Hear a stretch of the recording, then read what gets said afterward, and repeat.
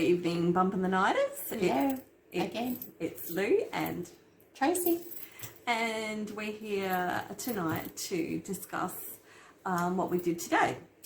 We went on an amazing, interesting behind-the-scenes tour of Centennial Park, which is a huge, massive cemetery here in Adelaide, South Australia. And it was absolutely brilliant. Very interesting, great behind-the-scenes stuff that we saw.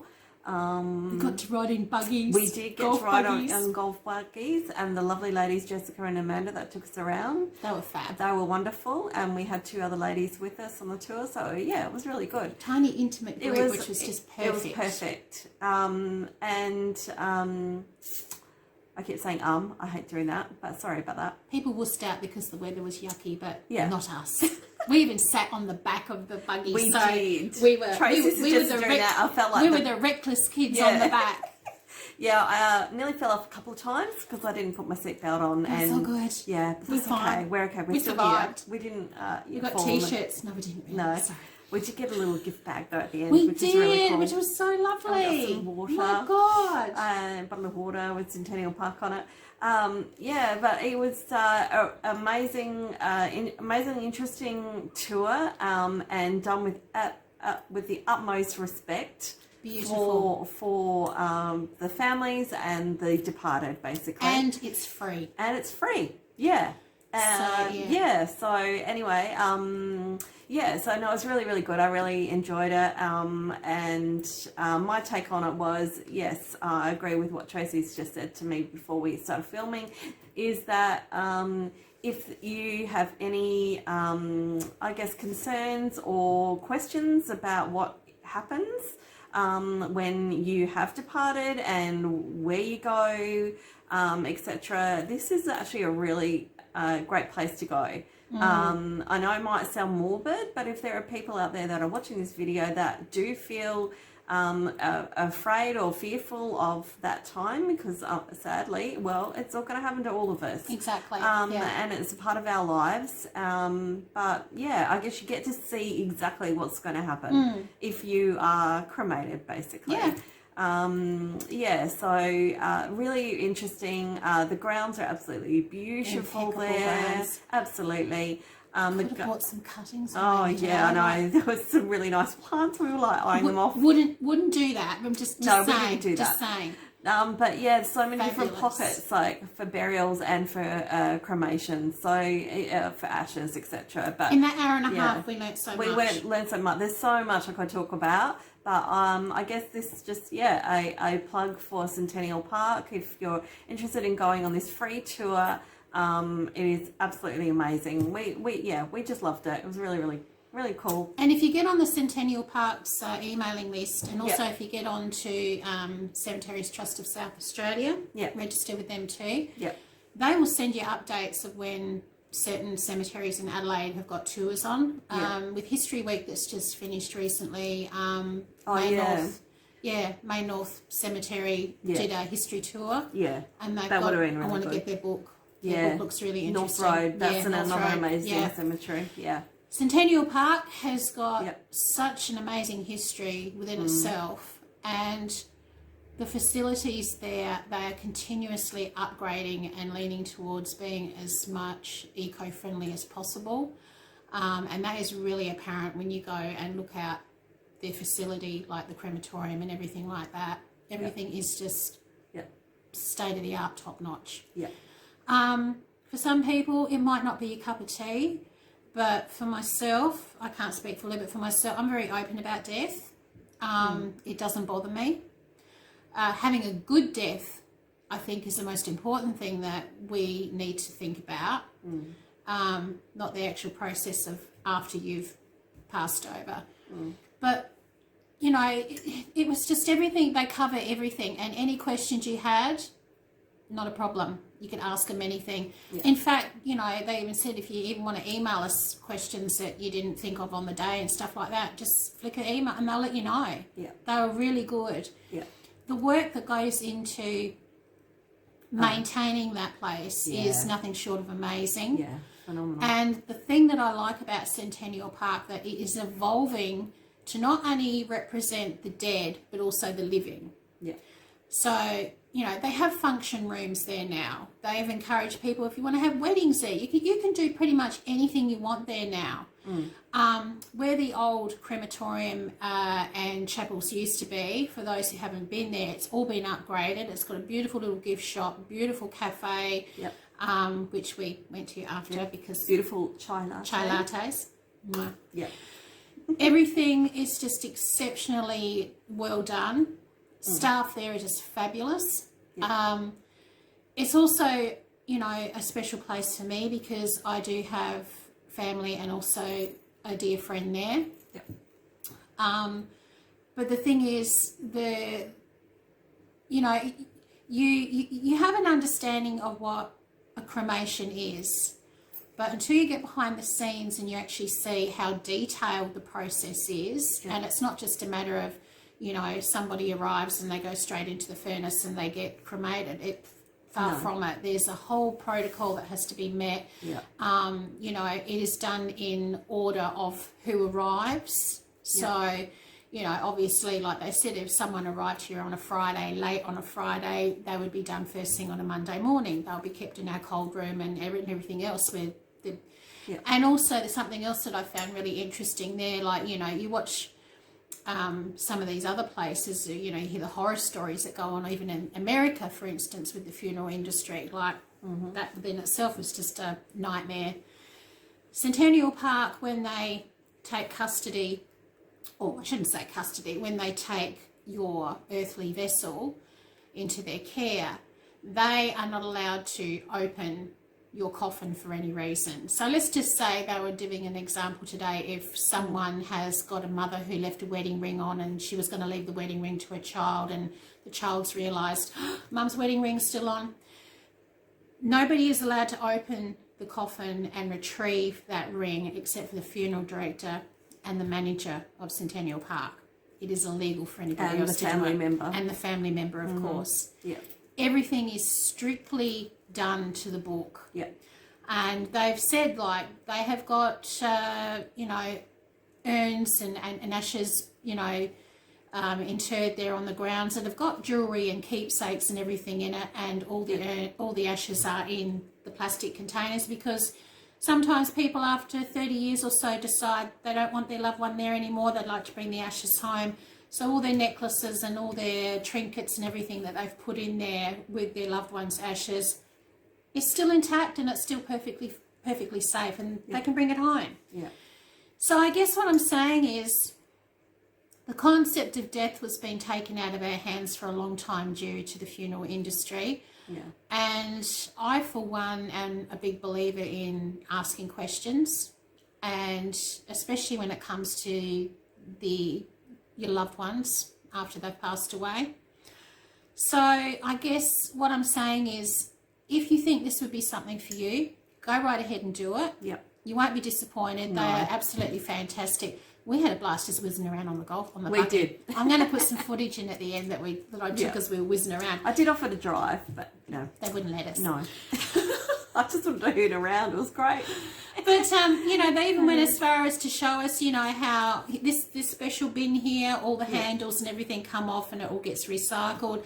Then there's another bin that has all, you know, now people have to remember that, you know, when someone is cremated, if you've got a pacemaker or anything like that, it is removed, because it will explode in the furnace, and that could be catastrophic, not just for the people working there, but for the furnace itself.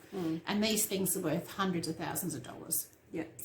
They even have a special bin after you are cremated. So if you've got titanium bits and pieces, some family members like to get those pieces back and get them all polished up and keep them. Interesting thing is, here in Australia, we do not have a facility that recycles titanium. So all the titanium surgical parts that they've got, and we had a look in the bin today, there's a heap of them there. There's hip joints and screws and all sorts of stuff. Yep. It goes to the Netherlands to be recycled, because we don't have the technology here in Australia to do it. And it's the only place in the world that do The that. only place in the world that recycles. Recycles the metals The surgical titanium. from the bodies, well, from the ashes, Yeah. basically, So you know, we learned something new today. Yeah. I knew that they got recycled, but I had no idea that it was done offshore. I had no idea about that. Yeah. So we learnt some really cool, interesting things today. Yeah. And do you want to talk about what happened before we left? What were we talking about? Before we left Centennial Park today. Dun, dun, dun. Anyway. She'll have to remind me. She's had a brain fart. That's okay. We've heard where the new cafeteria and the gift shop is. Once upon a time, that used to be the crematorium and the chapel together. Now, I went there many years ago to friend and family's funerals. Yep, me Lou's too. the same. Yep. So there is common knowledge on the grounds that there is a spirit entity that now dwells within the new structure that's been replaced there. Mm-hmm. And also in the toilets. Has been seen in the toilets. Mm-hmm. Most of the staff there are aware of it. Yeah. They don't talk about it very much. And I'd be willing to bet it's probably not the only one there, but they just don't talk about it.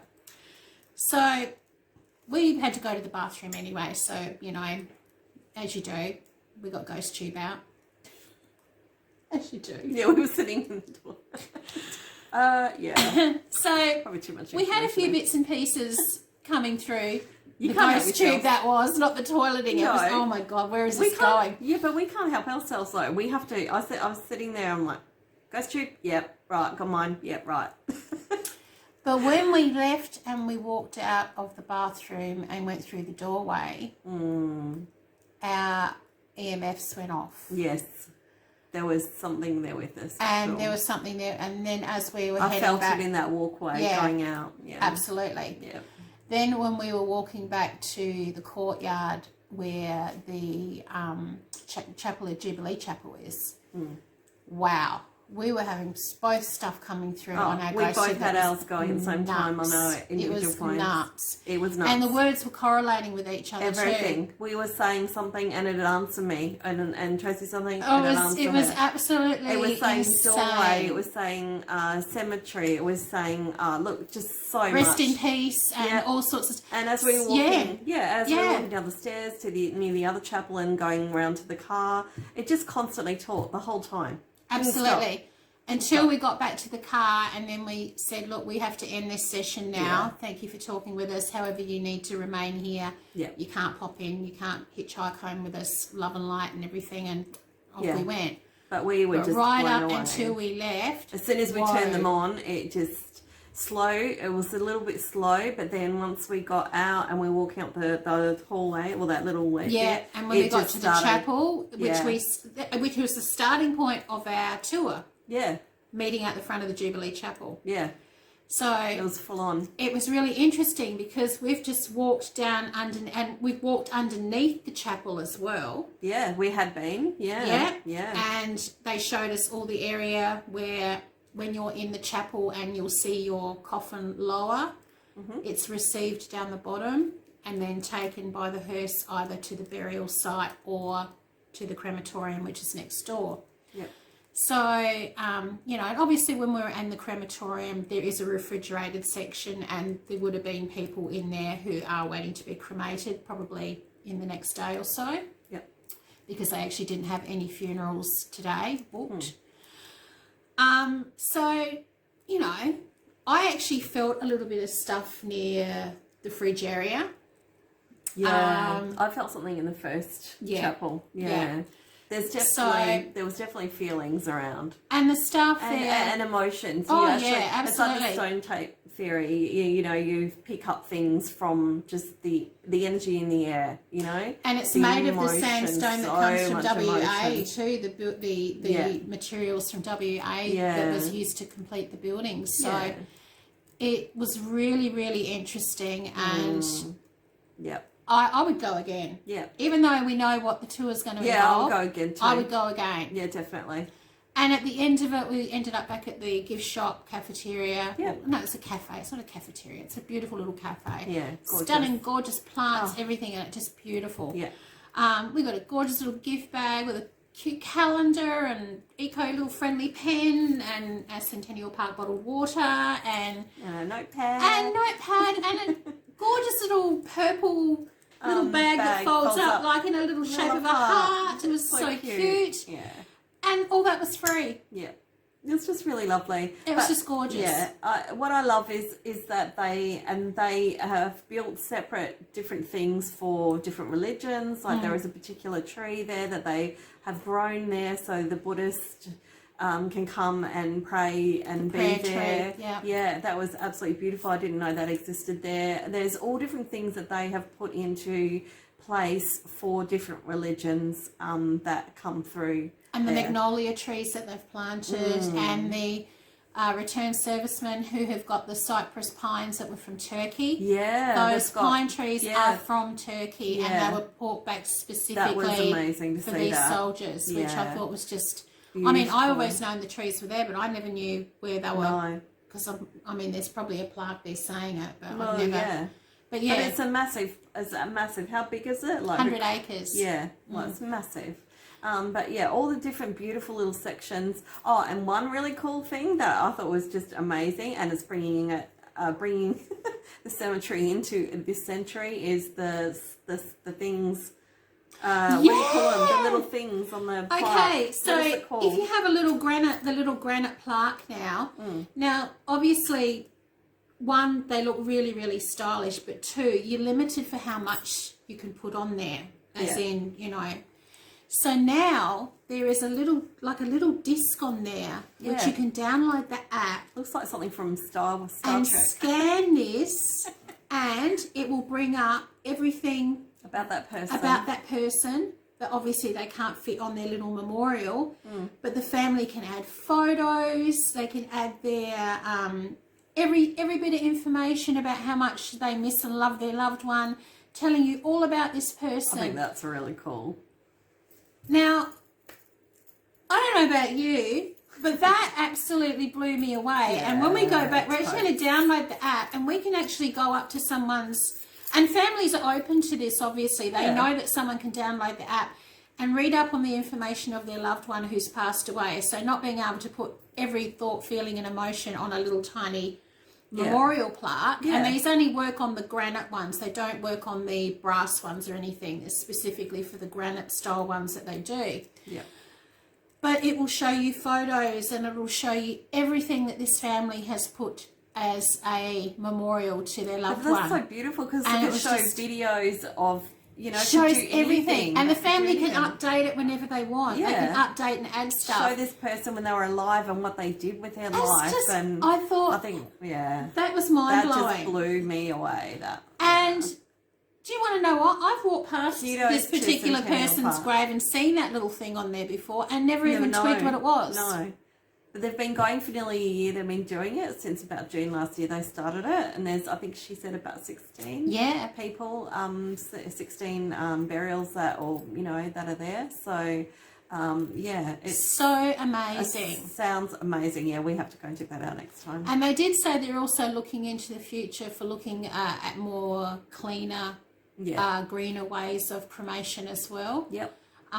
Obviously, that's going to be a fair way down the track.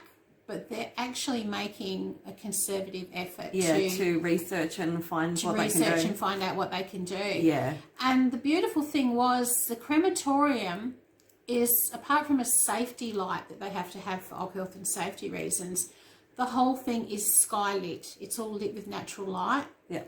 And in the corner there, they've incorporated some of the beautiful garden that they have outside. They've done a beautiful section that's outside, and it's all glass, open glass, so the people working in there can still see all the beautiful glass and the water feature and everything. Yeah. They've also taken the people that do this job, their emotions into consideration too, because as she said, it is a very emotional job that these people have, being in charge of the cremation of someone's loved one. Yeah.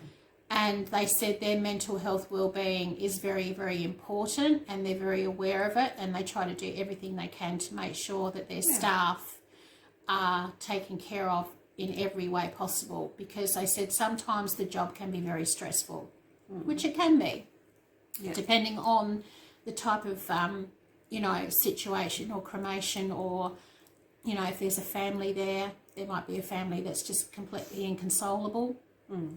And the other beautiful thing about it too As they pull the curtain back to show you the huge the crematorium there, if you really want to be there to send your loved one's vessel off on the final part of their journey, which is something I would like to do, and I talked about it with Mum today, and Mum really liked the idea actually. She said, why wouldn't you? Like, if you're able to, why wouldn't you? Yeah. You can actually press the button and send your loved one's coffin into the furnace to go back to ash, which I thought was really cool. Yeah, that was really cool. They've thought of everything. They have.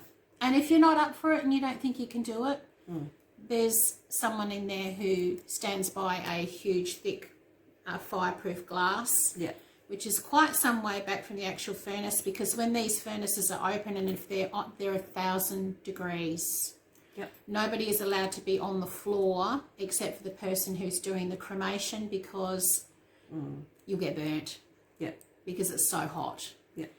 So their control panel is behind special heat-proof glass, and they press a button and then you just gently go along this little belt.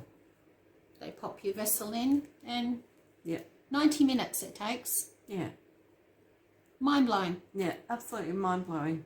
Wasn't morbid, wasn't yucky, wasn't horrible. It was just really, just really straightforward, and just answers a lot of questions that people have. Yeah, it was really, really cool to see actually. Yeah. Because I was under the impression, like, like I said, that they get lowered down and they go straight into it. No, I didn't think that. No.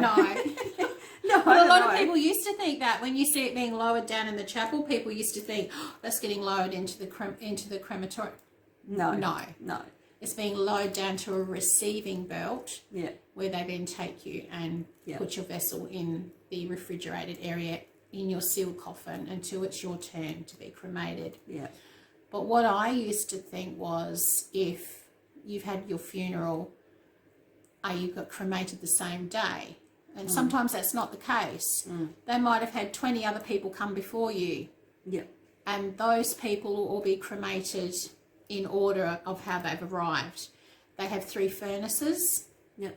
So that was interesting to know. So if somebody came on a really late Friday, they will be there over the weekend, and then the family's notified of the time on the Monday, say, and whether you would like to be there. And if you would not like to be there, that's fine. And if you have any instructions to give, then they're carried out.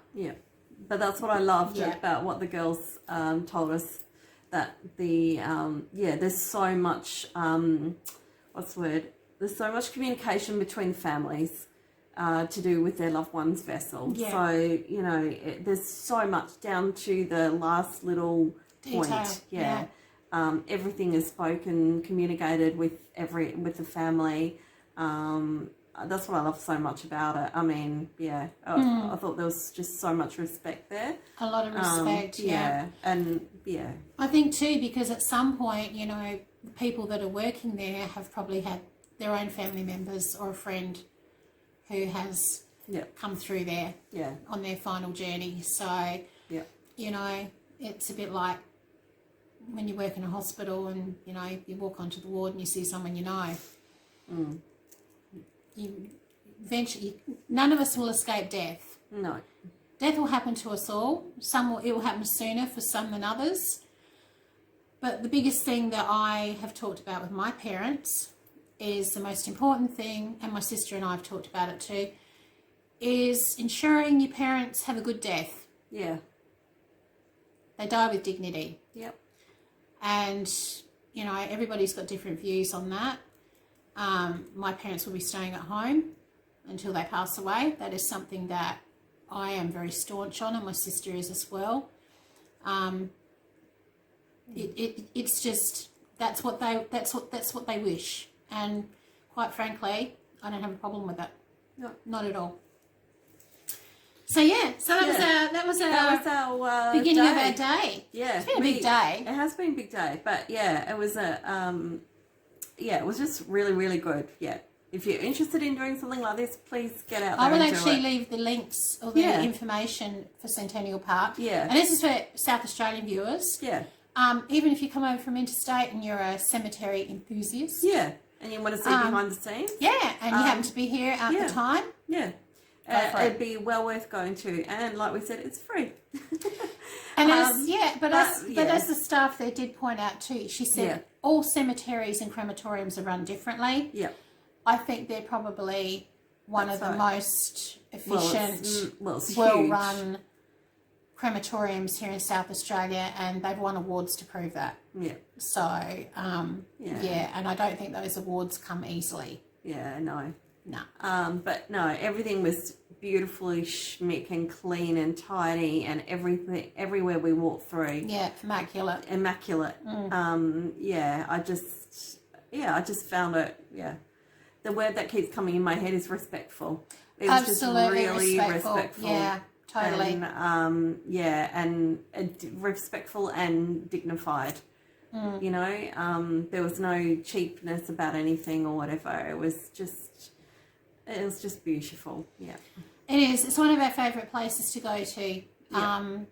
To do photography and communicate. The gardens are absolutely out of this world. Even stunning. today at 9 o'clock in the morning when we got there, even though it was cold and it was drizzly, you looked at the foothills and it was just all low-hanging cloud and drizzle, but yet you look at the grounds and the gardens and everything is just absolutely spectacular. It's just beautiful. Yeah. And sitting on the back, because we weren't sitting front, we were sitting with our backs to everyone, so we were seeing where everybody had already been. So it was just so much fun too. So I took a few little videos and stuff, which I'll put at the end of it. Yeah. But yeah. It was good. It was great. Yeah, we'll definitely go back. So there's another side to us of what we do when we're not out investigating. We're going on cemetery tours. Yeah. Behind the scenes. That's what we do. But we just thought it'd be really interesting just to see, and add a little bit of different content to the channel. We don't do these tours all the time or anything. No. But it was just a great opportunity to do. So we did. So if you guys have any questions or any queries about it, feel free to pop it in the comments section below, and I will gladly answer them and lead you or head you into the right direction of who you need to speak with in order to find out when these tours are going to happen. Yeah. But awesome morning. Yep, it was brilliant. It was cold, it was wet, it was rainy, but we had fun. And we had really nice lattes after and something to eat, and it was just great. It was really good. It was really good. It was just nice sitting there, just chilling out. And I said to Tracy, I feel like I'm just in a cafe, just anywhere, like not in the middle of a cemetery. Exactly. That's what was so beautiful about it, and so tasteful. And anyway, I can't rave enough about it. Get yourselves out there, guys. If you're interested in something like this, contact, Tracy's going to put some contact details anyway after the video. Contact the lovely ladies and book yourself in, guys. Get on down there. That's great. It's really interesting. Yep. So, all right. And if you're wondering why you're seeing the same clothes from the other video you're going to watch, because we did we just 2 in one night. No. No, you don't. Have a shower. Well, because we couldn't get out tonight, we figured we'd do a couple of videos. So we thought, why don't we do these? Yeah. Because we were going to do them during the week, and I said, well, why don't we talk about it now while it's still fresh in our mind? Yeah. No, it was really good. And then you can... But the responses at the end were just like the icing on the cake for us. Just to have that before we left was just incredible as well. So it was a great morning out, wasn't it, Dawn? Blew my mind. I know. We just had so much. Obviously you can't go in there during the night. I still think your brother came through. He was talking about your jacket and stuff too. Like, maybe. Yeah. Interesting that. But so. All right, darling. So we'll sign off for now. And I know Tracy feels like she wants to keep talking, and so do I. But, it's only 30 minutes. It's only 30 minutes. Look, there's only so much of our voices you can handle. And as you can probably tell, my vocal cords are still healing. And it's probably the most I've spoke in, a week. All right, we've got 20 seconds and then we're on 30 minutes. All right, darlings. So good night for now. Peace, love, harmony, prosperity, all that beautiful stuff. Peace out. Bye. Bye. Oh, no, I'm going to use this. Did it work?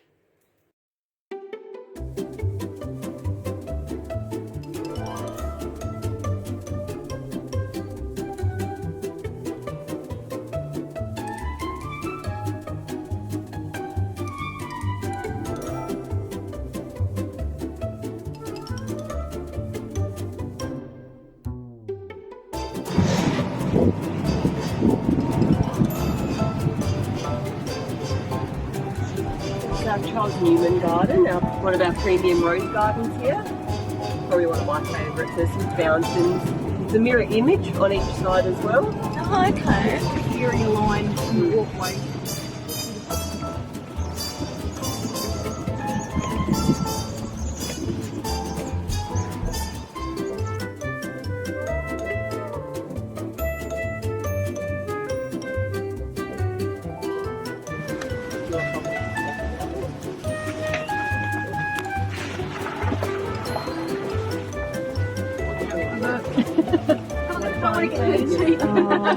Beautiful fans. Jurassic Park, that's what it reminds me of. Don't go into the long grass. They grow overnight, the guys cut them back and then the next day they're back. I love these. I know, aren't they stunning? You can see different memorial here on our left. There are little uprights. So instead of